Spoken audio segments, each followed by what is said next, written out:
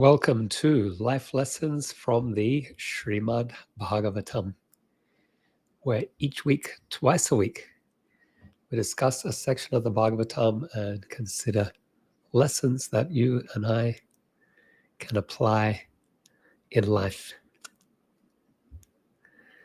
Today, our topic is Vasudeva's prayers, Devaki's request, and Krishna's longing. What could Krishna long for? He's the Supreme Personality of Godhead. He owns and controls everything. And yet we find that there is a longing in his heart. What could that be? So you're welcome to join in the conversation as we discuss. You can type comments into the chat and we can engage that way. If you have questions as well, you can put those in. I'm just going to chant. Oh no. So just had to decline a phone call. It seems that everything piles in at one moment.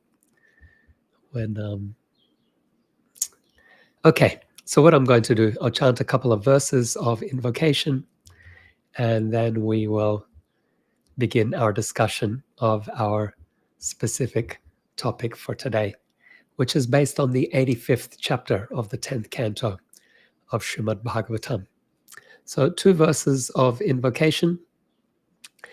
Canto 1, chapter 2, verse 17. Shrinvatam svakata Krishna punya shravana kirtana hridyantasto hyabhadrani vidunoti suhritsatam. This is a verse which says, Sri Krishna, the personality of Godhead, who is situated, who is the Paramatma in everyone's heart and the benefactor of the truthful devotee, cleanses desire for material enjoyment from the heart of the devotee who has developed the urge to hear his messages, which are in themselves virtuous when properly heard and chanted. One more verse. Canto 1, chapter 2, verse 18. If you know the verse, you can chant with me.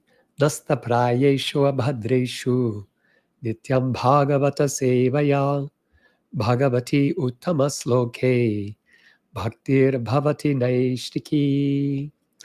By regular attendance in classes on the Bhagavatam and by rendering of service to the pure devotee, all that is troublesome to the heart is almost completely destroyed, and loving service unto the personality of Godhead, who is praised with transcendental songs, is established as an irrevocable fact. So let me welcome some of you who have joined. Great to have Rasastali with us. Rasastali sends a flower gift as well as a comment. Hare Krishna Prabhu and all assembled devotees, please accept my humble obeisances. All glories to... so grateful to be here. Sorry, I was almost in rote in reading that comment. I apologize. Rasastali's also sent a flower here. Trying to get that up, but it doesn't want to. And then we have Kirtida joining us from Norway. Kirtida says, pranams. Thank you both for being with us.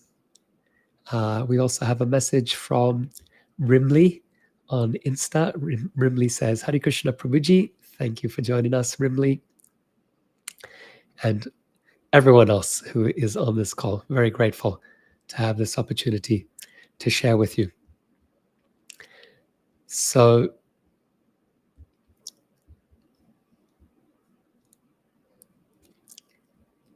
have you ever thought about the power, the potency of Krishna Prasadam?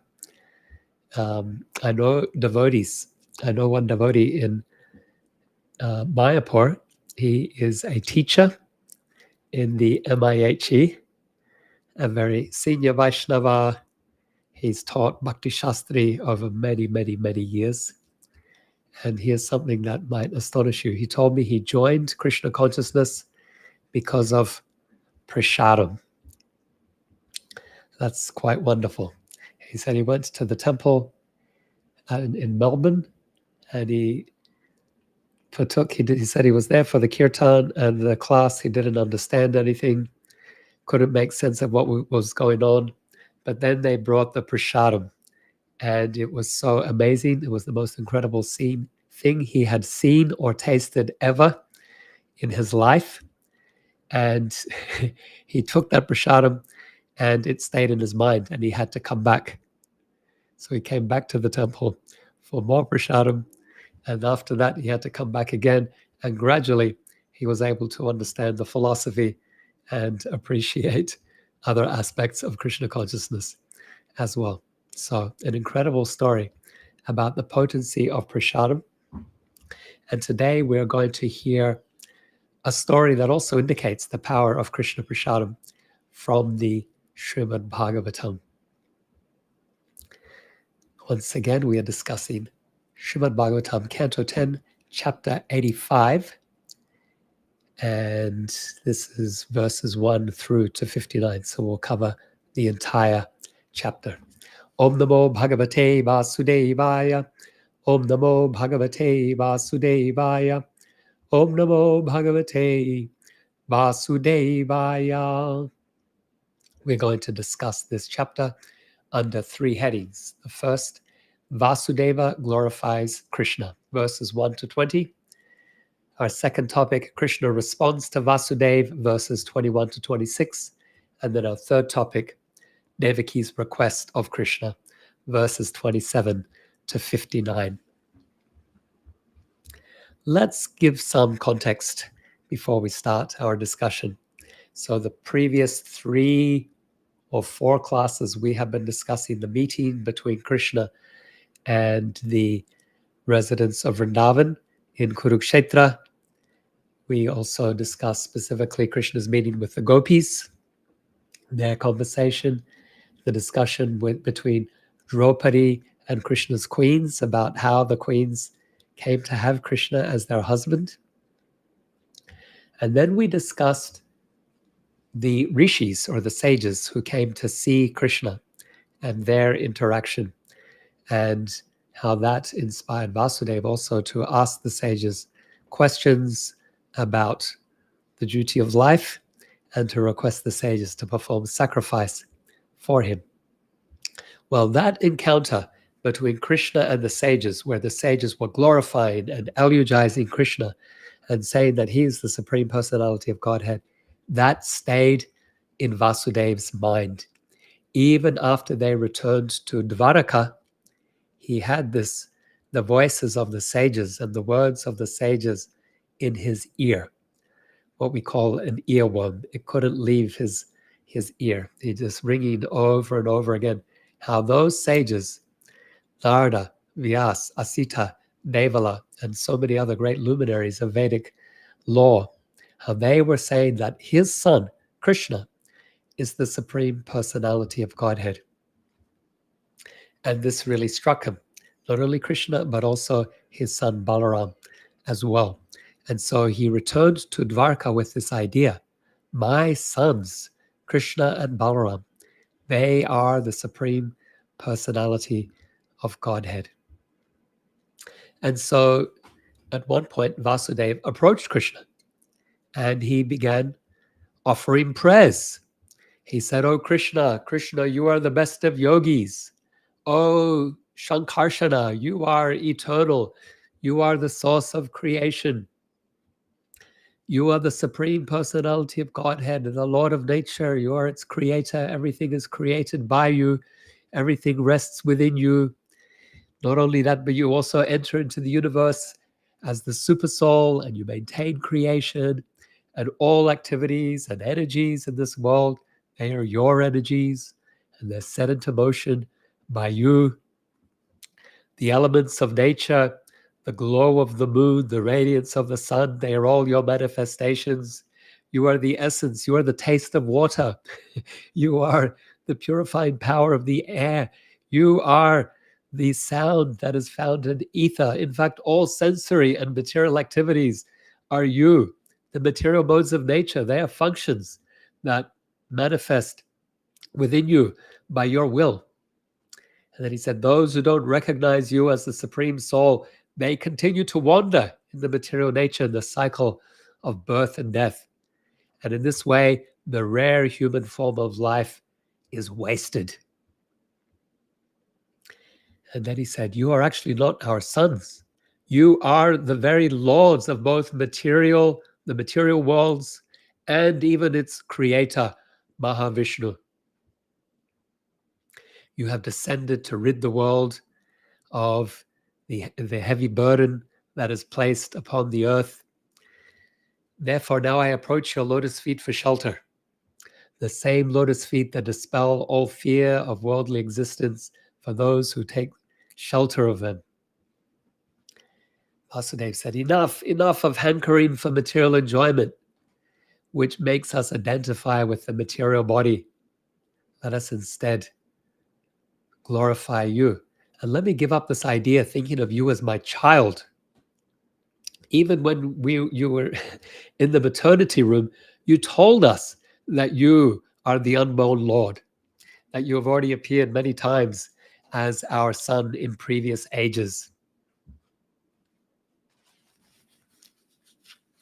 O supremely glorified, all-pervading Lord, who can understand the mystic deluding potency of your opulent expansions?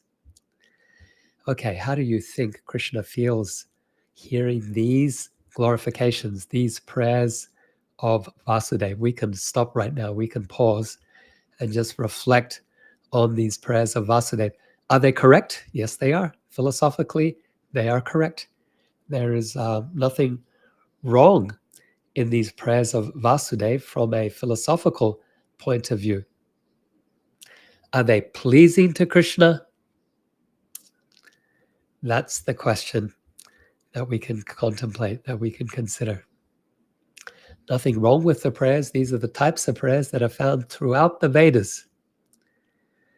Yet our acharyas, Jiva Goswami tells us that Krishna, after hearing these prayers, he thought, Vasudeva, he has been honored with the eternal role as my father, something that even demigods like Brahma cannot aspire for. Therefore, he shouldn't be thinking about my divinity, my godly aspects. This reverence is most embarrassing for me. And he said, just to avoid this type of situation, after killing Kamsa, I made a special effort to evoke my father and Devaki, Vasudeva and Devaki's parental love for me and for Balaram. And now, unfortunately, hearing the statements of these sages, my parents, Vasudeva and Devaki's previous awareness of my majesty has again been revived. And so from this insight provided by our acharyas, we have a sense that Krishna, he prefers the loving parental bond between Vasudeva and Devaki and him over reverence and awe. And Chaitanya Mahaprabhu and our acharyas, they take this to indicate that Krishna prefers an intimate relationship with you and I as well. And they invite us to cultivate such a relationship with Krishna, a relationship that has love and intimacy as its primary motivator over an awareness of God's divinity and opulence. When we desire a transactional relationship with Krishna, then it can be called a I-it relationship. Transactional relationship is impersonal. And when we seek to cultivate a personal relationship, it becomes an I-thou relationship. It's based on interpersonal loving and bondedness.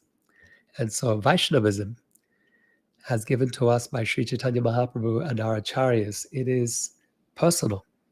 The Vaishnavas seek to cultivate this I-thou, I-you, I-thou relationship with Krishna, and then extending from Krishna with all beings as part and parcel of Krishna. And so that is our aspiration as followers of Chaitanya Mahaprabhu, because it is most pleasing to Krishna. Let's go to our second topic then. How does Krishna respond? Sukadeva Goswami tells us that Krishna bowed his head and he smiled and he responded with a gentle voice. He said, "My dear Father, your statements are appropriate and show your deep philosophical understanding. You have rightly explained the nature of existence by referring to us, your sons. However," and now Krishna is going to try to play down his own divinity. He's going to say, "However, it's not just I who should be considered in this way. You, my respected brother Balaram, and all the residents of Dwaraka, they should all be seen in this philosophical light. Indeed, all that exists, both moving and non-moving, should also be included. The Supreme Soul, Paramatma, is indeed one. He is self-luminous, eternal, beyond material qualities, and he extends himself throughout the universe, throughout his creation. All beings and all things are his parts and parcels." So we can pause here at Krishna's response. What is he doing here? He is responding to Vasudeva's glorification. While Vasudeva has glorified Krishna as God, Krishna is gently redirecting his father's reverence, ensuring that the intimacy of their father-son relationship remains intact. Krishna agrees with his father's praise, but he highlights that the Supreme Lord, the Supreme Spirit, Paramatma, is present in everyone. And so in this way, Krishna is leaning into this philosophy that Chaitanya Mahaprabhu emphasized and delineated as oneness and difference. Bhed, or Jiva Goswami called it Achintya Bhed, simultaneous, inconceivable oneness and difference. Everything is part of God, but it is not God. And so Krishna, he is here leaning into the part of God aspect. Of course, Krishna is the supreme personality of Godhead. He's downplaying his unique position by stating all beings are divine.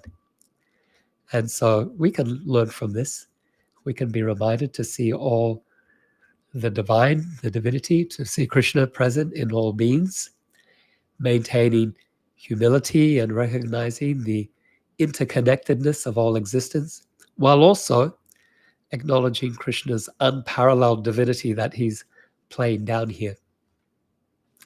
And the other reminder then is this point that we've discussed already, that Krishna is particularly attracted to relationships where awareness of his divinity has been mitigated or curtailed by loving intimacy. That's he's trying to bring Vasudeva back to. Let's go to our third topic then, Devaki's request. So we can imagine that in this interaction, Devaki, she is nearby. She's heard Vasudev's praise. She's heard Krishna's response. And now she gets in on the action. She praised Krishna and Balaram by saying, "Oh Rama, Rama, infinite supreme soul, oh Krishna, Lord of yogis." So she's still aware of his divinity. "I know you are the ultimate rulers of all universal creators, the original personalities of Godhead. Born from me, you have descended to this world to eliminate those kings corrupted by this age who defy the scriptures and burden the earth. Today I seek refuge in you." And now she remembers a previous incident when Krishna finished his studies at Gurukula under the ashram of Sandipani Muni in Avantipura, or today is called Ujjain. When Krishna and Balaram approached their guru and said, "What dakshina can we offer you?" the guru consulted with his wife, and they came up with recognizing Krishna and Balaram's extraordinary divine capabilities, they came up with an apparently impossible request. So Devaki is remembering that now. She says, "It is said that when your spiritual master asked you to retrieve his long dead son, you brought him back from the forefathers' abode as a gesture of your gratitude. Please fulfill my desire in the same way, O Supreme Masters of all yogis." What does she want? "Please bring back my sons who were killed by King Kamsa, so I may see them once again."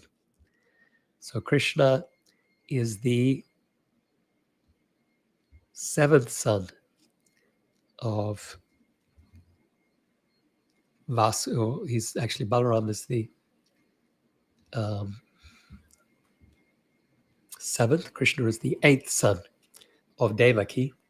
And so she's asking about the six sons that she bore that were immediately slain by Kamsa at birth. And she wants Krishna and Balaram to bring them back to her. So on hearing this request of their mother, Krishna and Balaram went to the subterranean planet, that is one of the lower planetary systems, called Sutala. And there resides the king of the demons by the name Bali Maharaj, a great devotee. In fact, the grandson of Prahlad Maharaj. Bali Maharaj greeted them with prayers. He said, "Obeisances unto the unlimited Lord Ananta and Lord Krishna, the creator of the universe. You appear as the impersonal absolute and supersoul to spread the principles of Sankhya and Yoga. Seeing you is rare, but even those in passion and ignorance can see you when you reveal yourself to them." So humble Bali Maharaj is. "Many enemies have become attracted to you who embody transcendental goodness. This includes various beings and ourselves, some through hatred and others through devotion." Bali Maharaj is acknowledging that some demons, they're attracted to Krishna in hatred and they get purified through that constant remembrance of Krishna, even though it's in hatred. "Even the greatest mystics do not understand your spiritual power of delusion. Please help me escape the false home of family life and find shelter at your lotus feet, which sages seek. Then alone or with saints, I may wander freely, finding necessities at the feet of charitable trees, fruits and roots and leaves. Please guide us and be free from sin. Obeying your command frees one from ordinary Vedic rites."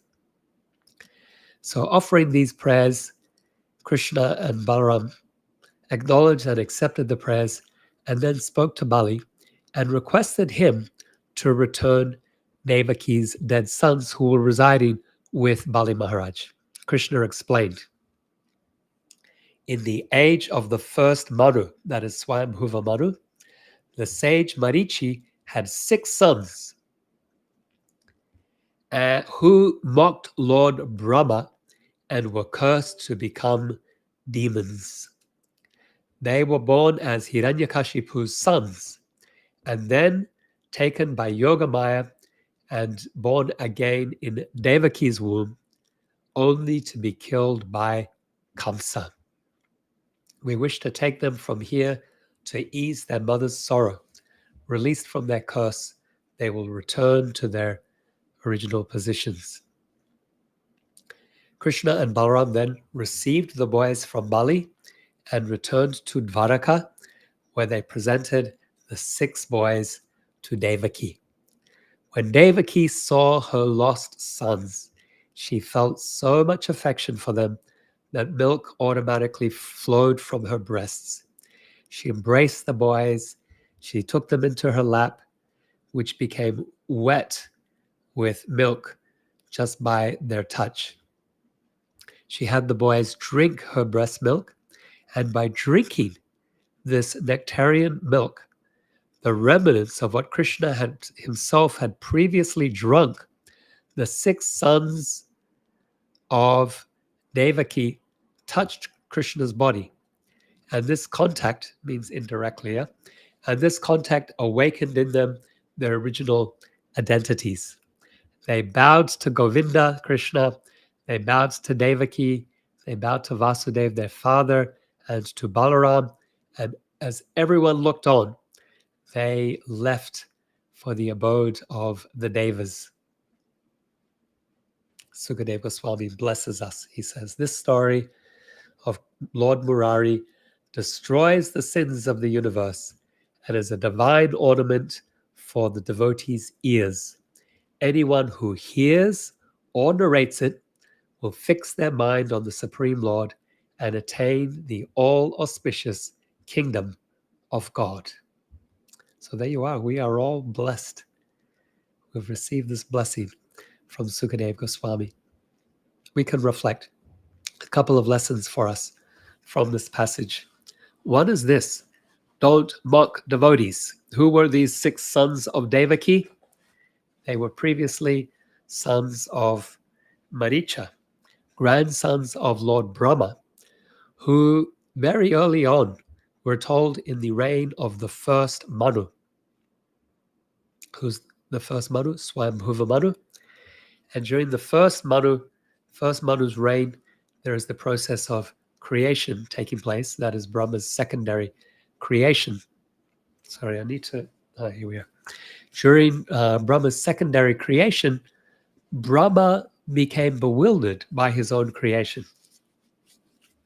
Specifically, he became bewildered by his daughter, Vak, which means fine speech. And he made a serious error in chasing after her with lusty desire.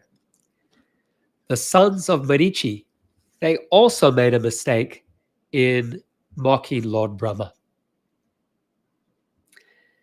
And thus they have been cursed. They became the sons of Hiranyakashipu. Actually, first they became sons of Kalanemi, then they became sons of Hiranyakashipu, and then with some more purification, they became sons of Devaki. They were killed by Kamsa and then transferred to the abode of Bali Maharaj. So they've been through a very rough time. Now, by Krishna's grace, they have been purified, drinking Mahaprasadam. So first lesson, don't mock devotees. Brahma was in the wrong, and Brahma had misbehaved. That is not contested in the Bhagavatam. But Marichi's sons were wrong to mock him. Other sons of Brahma, they actually approached Brahma and tried to reason with him. They said, no, Brahma has behaved like this in the past. Please refrain from this behavior. When Brahma couldn't hear them because he was overwhelmed by lust, then they prayed to Lord Vishnu to help Brahma. That is the proper approach. The wrong approach is what the sons of Maricha is one of the sons of Brahma. What they did is mocked Brahma. And so we see the repercussions of that. They have been through a very difficult time. Now, what is being described here is 7 Manus later. So Swayambhuva Manu, his lifetime is beyond our ability to comprehend and conceive. 7 Manus later, during the current Manu, that is Vaivashvata Manu, they have become sons of Vasudeva and Devaki, and finally they are delivered by Krishna, more specifically delivered by taking Krishna Prasad. And so the warning to us, beware of Vaishnav aparad. Be very careful of offenses to Vaishnavas. But another nice lesson for us, the power of Krishna Prasadam. Now you might be wondering, when did Devaki have the chance to feed Krishna her breast milk? Remember, Krishna and Balaram Krishna was born in the prison cell. So when did Devaki have the opportunity to nurse him? Krishna first appeared before Vasudeva and Devaki in his four-armed Vishnu form, and after hearing their prayers, he changed himself into an apparently ordinary infant for their pleasure. But to save Krishna from suffering his the fate of his 6 brothers, Vasudeva at once removed him from Kamsa's prison. So how did Devaki have the chance to feed him?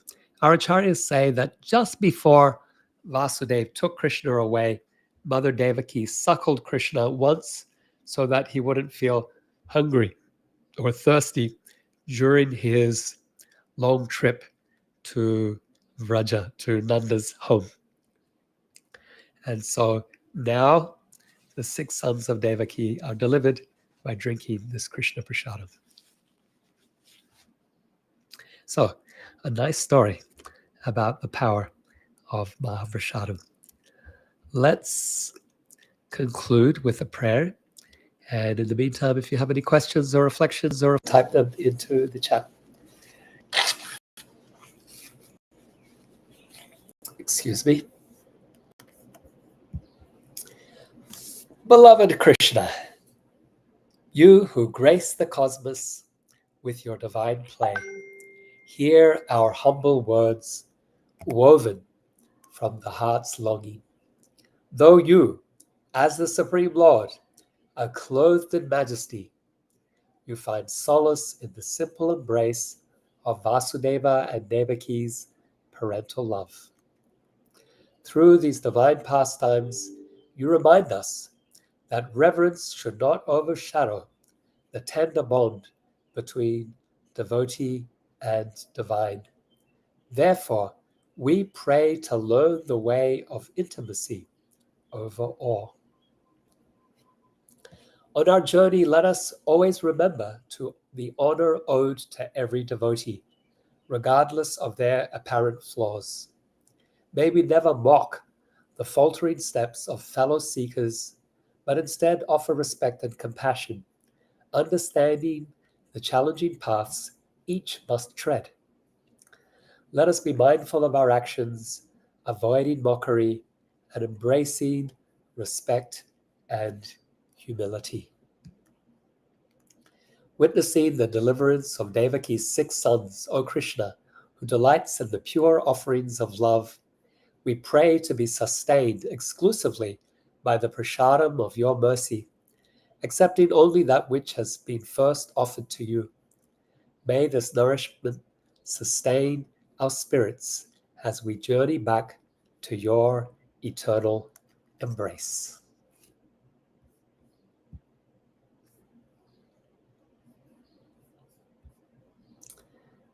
So that concludes.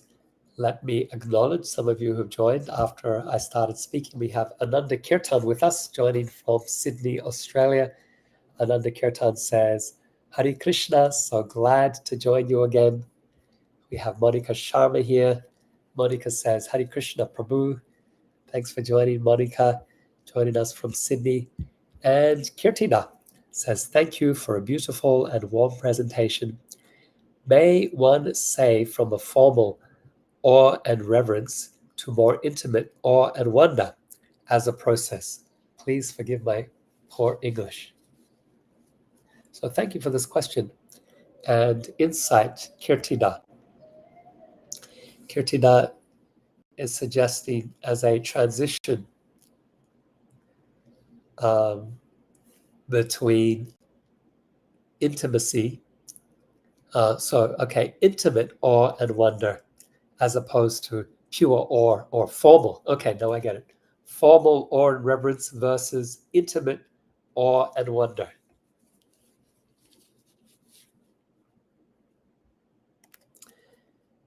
So let me say this, Kirtina, that intimate awe and wonder would probably be more expressed in